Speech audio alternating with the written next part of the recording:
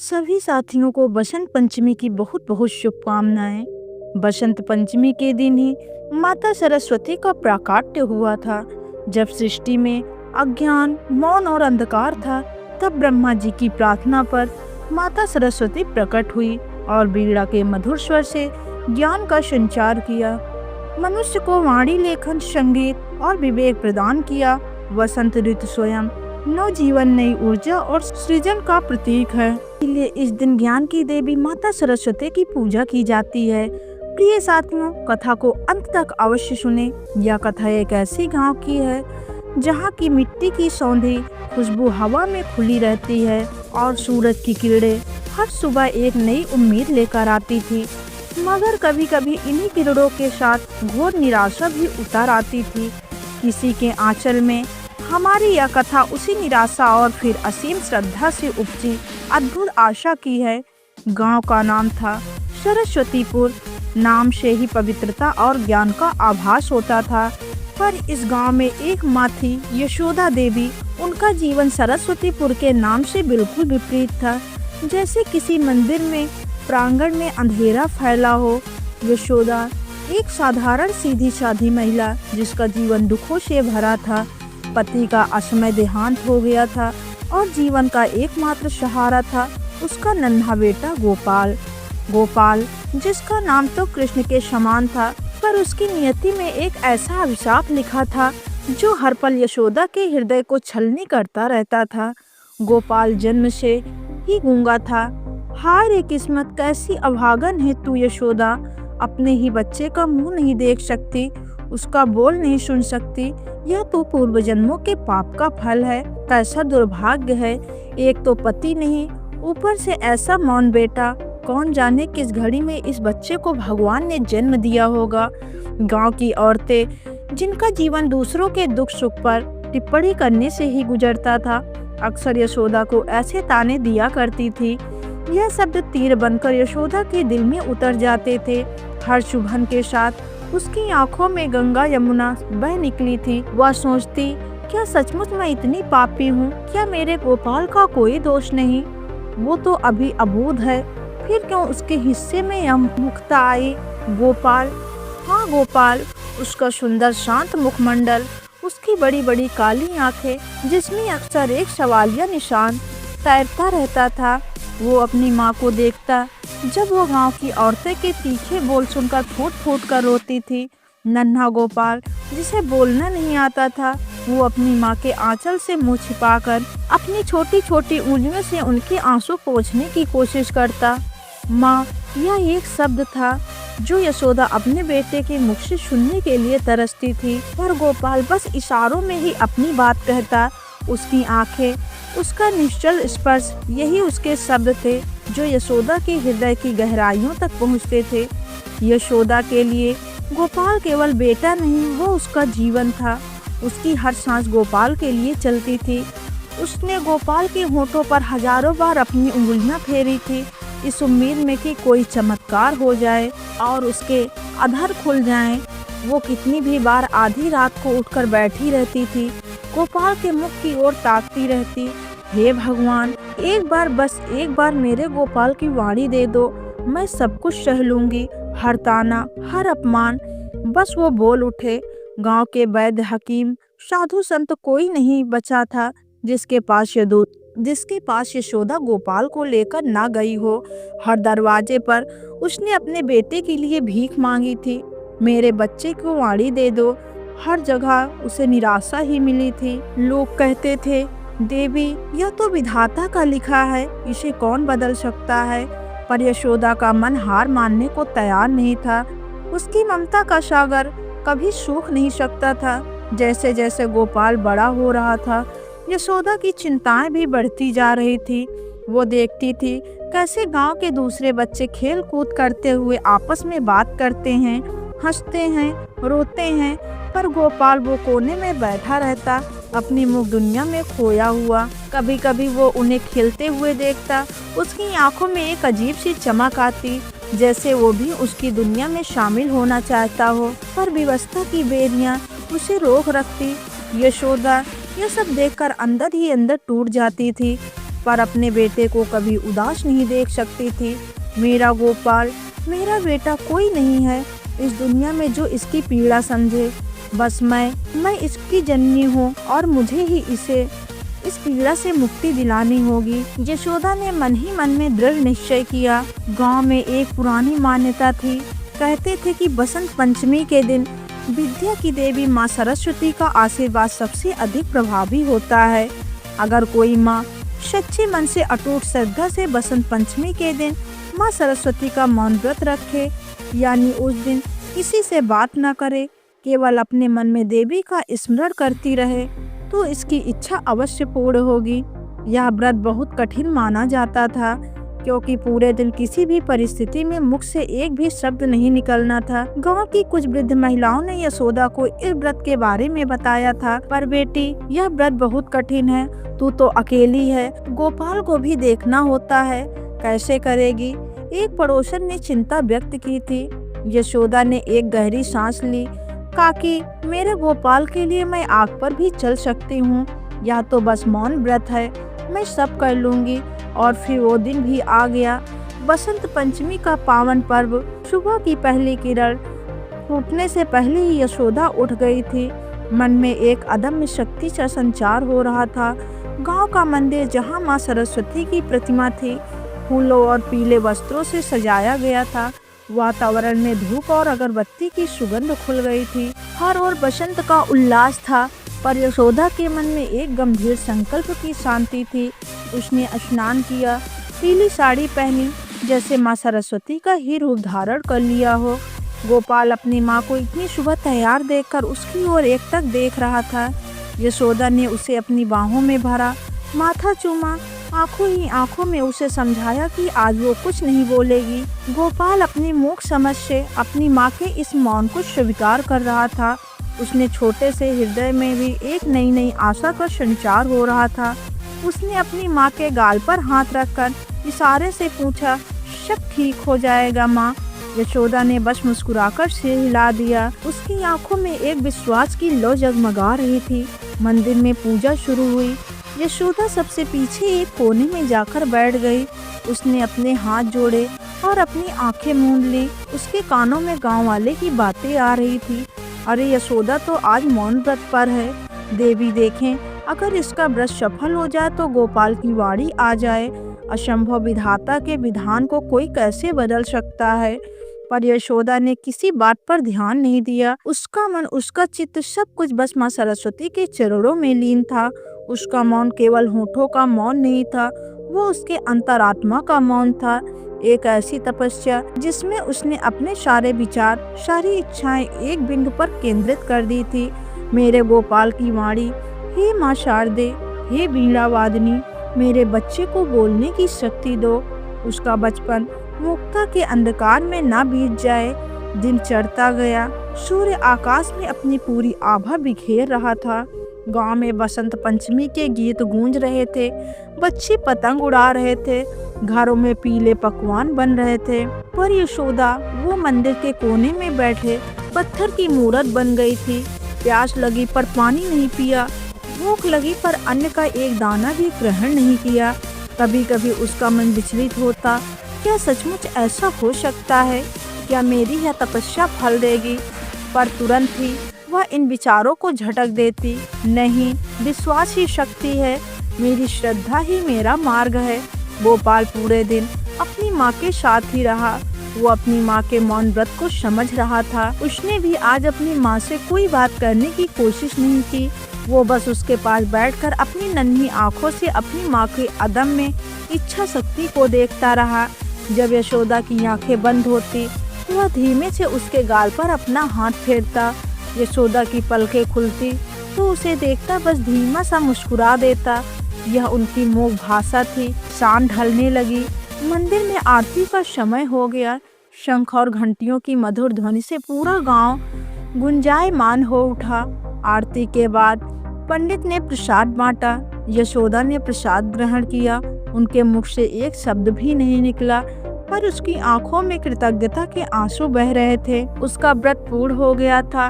अब बस इंतजार था देवी के आशीर्वाद का। दिन बीतते गए। सप्ताह महीने यशोदा ने गोपाल को गांव के ही एक छोटे से स्कूल में दाखिला दिलवाया।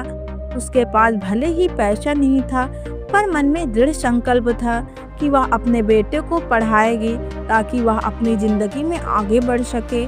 भले ही वह बोल न पाए। स्कूल का पहला दिन गोपाल डर रहा था। वह अपनी माँ का आंचल पकड़े हुए था। यशोदा ने उसे दिलासा दिया, बेटा डरना नहीं, माँ हमेशा तेरे साथ है। यह शब्द हाकी ने बोले नहीं थे, पर गोपाल ने उन्हें अपनी माँ की आंखों में पढ़ लिया था। गोपाल स्कूल जाने लगा। वह एक होशियार बच्चा था। भले ही बोल नहीं पाता था, पर उसकी ग्रहण शक्ति कमाल की थी। वह सब कुछ बहुत जल्दी सीख लेता था। अध्यापक भी उसकी लगन से प्रभावित थे। वो इशारों में ही अपने सवालों के जवाब दे देता था। यशोदा रोज स्कूल के बाहर खड़ी होकर अपने बेटे को देखती थी। उसकी आंखें हर पल गोपाल पर टिकी रहती थी। एक दिन स्कूल में बसंत उत्सव का आयोजन किया गया। बच्चों को मंच पर आकर कविताएं सुनानी थी, गीत गाने थे या कोई नाटिका प्रस्तुत करनी थी। गांव के सभी लोग आमंत्रित थे। यशोदा भी वहां पहुंची। वो सबसे पीछे पैरों की ओट में खड़ी थी ताकि किसी की उसकी उपस्थिति का एहसास ना हो।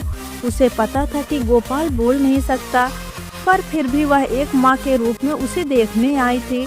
शायद उसे यह उम्मीद थी कि आज वह अपने बेटे को मुस्कुराते हुए देखेगी। मंच पर एक एक करके बच्चे आ रहे थे। कोई ज्ञान पर कविता सुना रहा था तो कोई देशभक्ति पर। पूरा गांव तालियों की गड़गड़ाहट से गूंज रहा था। फिर मंच उद्घोषक ने अगला नाम पुकारा। अब हम आमंत्रित करते हैं कक्षा 1 के हमारे नन्हे छात्र गोपाल को। गोपाल, क्या तुम कुछ सुनना चाहोगे? यशोदा का कलेजा मुख को आ गया। गोपाल, मेरा गोपाल, पर वो कैसे? के मन में हजारों सवाल कौंध गए। गांव के कुछ लोग भी फुसफुसाए, अरे यह तो यशोदा का गूंगा बेटा है, इसे क्यों बुला रहे हैं?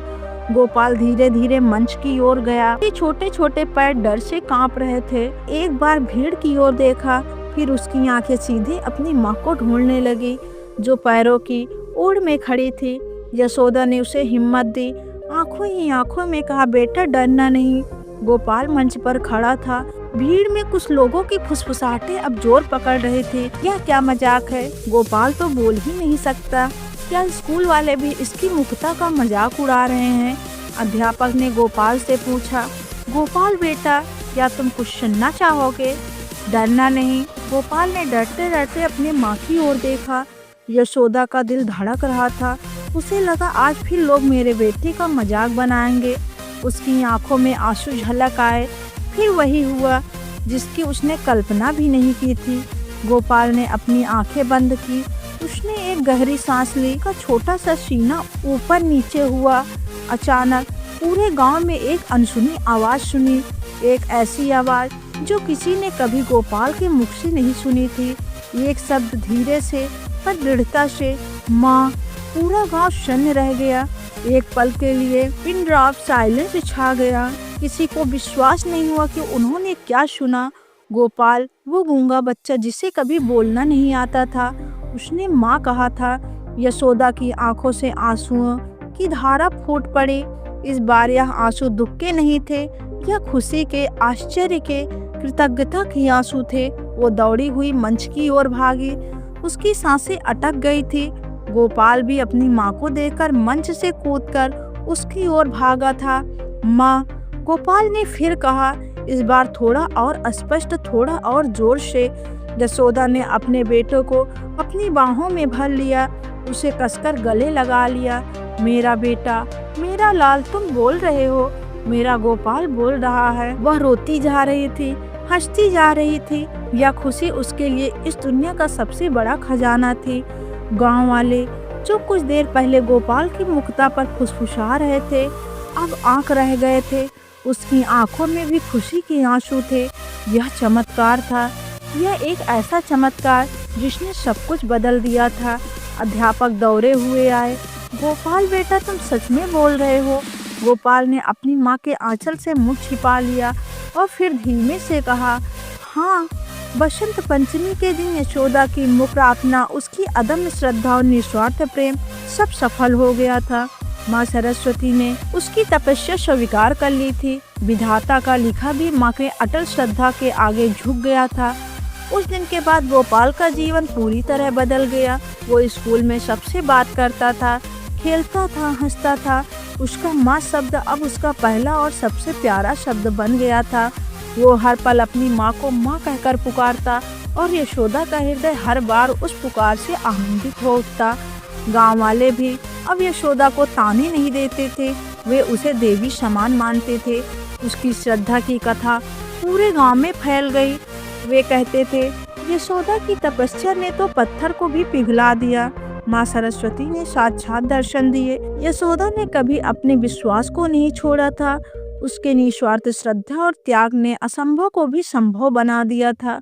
उसने साबित कर दिया कि माँ का प्रेम और ईश्वर पर उसकी अटूट आस्था दुनिया की हर मुश्किल को पार कर सकती है।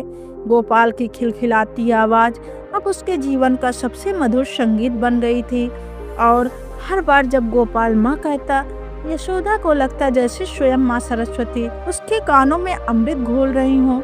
यह कथा केवल एक बेटे की वाणी वापसी की नहीं है, यह एक माँ के अटूट श्रद्धा, प्रेम और त्याग की अमर कथा है, जिसने मानवता को सिखाया कि विश्वास हो तो हर असंभव को संभव कर देता है, हर मौन प्रार्थना का फल अवश्य मिलता है। प्रिय साथियों, इस वीडियो में बसंत पंचमी की पावन व्रत कथा यहीं समापन होती है। हम कामना करते हैं कि माता सरस्वती जगत की जननी की कृपा आप सभी पर बनी रहे। जय माँ सरस्वती, जय हो विद्यादानी। धन्यवाद। क्या आपने कभी सोचा है, कोई इंसान दिन रात मेहनत करता है फिर भी गरीबी उसका पीछा क्यों नहीं छोड़ती, और कोई व्यक्ति बिना ज्यादा प्रयास के भी सुख समृद्धि में कैसे रहता है। आज हम आपको बताएंगे वही सत्य जो भगवान श्री कृष्ण ने स्वयं गीता में बताया कि गरीबी धन की कमी नहीं, कर्म और सोच का परिणाम होती है। श्री कृष्ण कहते हैं, मनुष्य अपने कर्मों से ही अपने भाग्य का निर्माण करता है। गरीबी अचानक नहीं आती, यह पिछले और वर्तमान कर्मों का फल होती है। जो व्यक्ति दूसरों का हक मारता है, बेईमानी से कमाता है, किसी की मजबूरी का फायदा उठाता है, वह व्यक्ति हमेशा गरीब ही रहता है। तो श्री कृष्ण कहते हैं, ऐसे कर्म धन को घर से बाहर कर देते हैं। जो मिला है उसके लिए कृतज्ञ न होना भी पाप है। जो व्यक्ति हर समय शिकायत करता है, जो है उसमें खुश नहीं रहता, दूसरों की संपत्ति से जलता है, उसके जीवन में लक्ष्मी कभी नहीं टिकती, क्योंकि लक्ष्मी वहाँ रहती है जहाँ संतोष और सम्मान होता है। श्री कृष्ण अर्जुन से कहते हैं, आलसी मनुष्य न इस लोक में सुख पाता है न परलोक में। गरीबी आती है जब व्यक्ति काम को टालता है, मेहनत से भागता है, केवल भाग्य को दोष देता है। श्री कृष्ण स्पष्ट कहते हैं, कर्म किए बिना फल की इच्छा करना अज्ञान है। अहंकार मनुष्य का सबसे बड़ा शत्रु है। जो व्यक्ति गरीबों का अपमान करता है, स्त्रियों का सम्मान नहीं करता, माता पिता और गुरु को तुच्छ समझता है, उसके घर से धन धीरे धीरे चला जाता है। लक्ष्मी विनम्रता से प्रेम करती हैं, अहंकार से नहीं। जो स्वयं खाकर दूसरों को नहीं देता, वह पाप का भागी होता है। दान का अर्थ केवल पैसा नहीं है, समय देना, सम्मान देना, सहारा देना।